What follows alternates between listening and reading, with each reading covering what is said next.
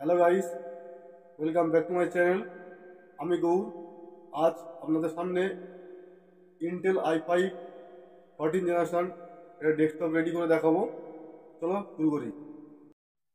Processor Intel core i5 14 generation, motherboard Gigabyte B760 mAh, RAM Corsair Vengeance DDR5 16 GB x 2, SSD WD Blue 1 TB NVMe, SMPS cooler master 450 watt 80+ bronze.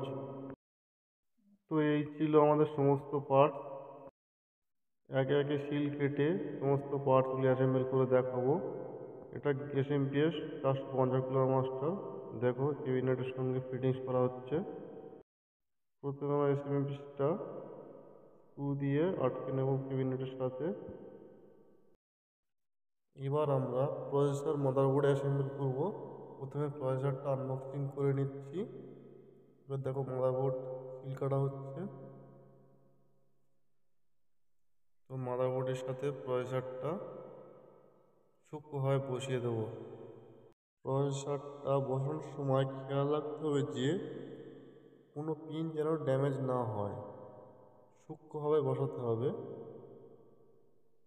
তারপর ক্লিপটাকে আটকে দিতে হবে। এরপর CPU ফ্যানটা বসিয়ে দেব সিপিইউর উপরে। ফ্যানটা যেহেতু নতুন ফ্যান তাই পেস্ট দিলাম না, পেস্ট দেওয়া আছে। এবার 4টে ক্লিপ সঠিকভাবে বসিয়ে আটকে দেব। তারপরে সিপিইউ ফ্যানের কানেকশনটা মাদারবোর্ডের কানেকশনের সাথে জুড়ে দেব।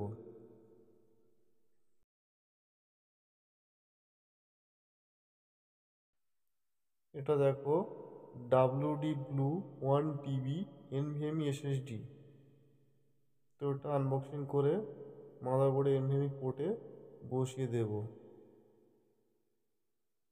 দিয়ে স্ক্রু দিয়ে আটকে দেবো। এতে ক্লিপ আছে, ক্লিপ আটকে দেব।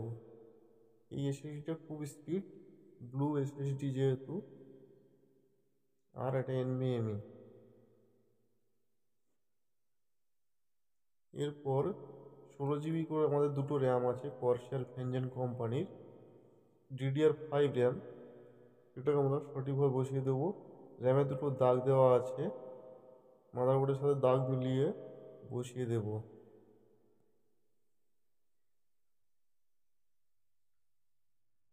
এই ছিল মাদারবোর্ড প্রসেসর অ্যাসেম্বল করা হয়ে গেছে। এবার আমরা ক্যাবিনেটের মধ্যে ফিটিংস করে নেব।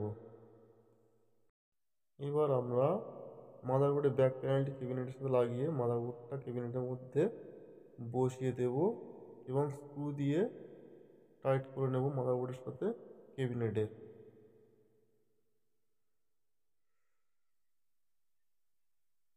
এখানে 6টা স্ক্রু লাগবে। মাদারবোর্ডের স্ক্রু টাইট করে দেওয়া হয়ে গেলে আমরা কেবল কানেকশনগুলো করে নেব। ক্যাবিনেটের পিছন দিক থেকে কানেকশনগুলো করব। যেহেতু এটা গেমিং পিসি তাই আমরা গুছিয়ে কেবল কানেকশনগুলো করে নেব। পাওয়ার switch, LED light, register switch আমরা ফিটিংস করে নিচ্ছি। তো দেখো 3.0 কেবলটা লাগিয়ে নিয়েছি, পাওয়ার সুইচ লাগিয়ে নিয়েছি, এসএমপিএস 24 পিনের পাওয়ার লাগিয়ে নিয়েছি, 12 ভোল্ট ডিসি লাগিয়ে দিচ্ছি।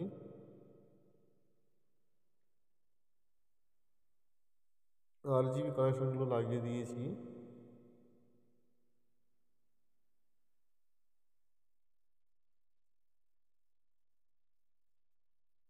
এটা ক্যাবিনেটের ফ্রন্ট সাইড।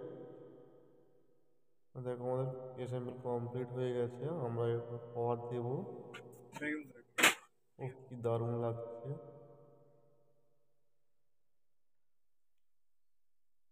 এই ছিল আমাদের অ্যাসেম্বল করা কমপ্লিট হয়ে গেল।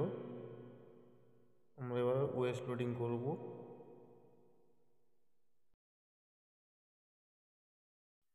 দেখো বন্ধুরা, ওএস কমপ্লিট হয়ে গেছে। তোমরা কে কে চাও গেমিং কম্পিউটার বানাতে?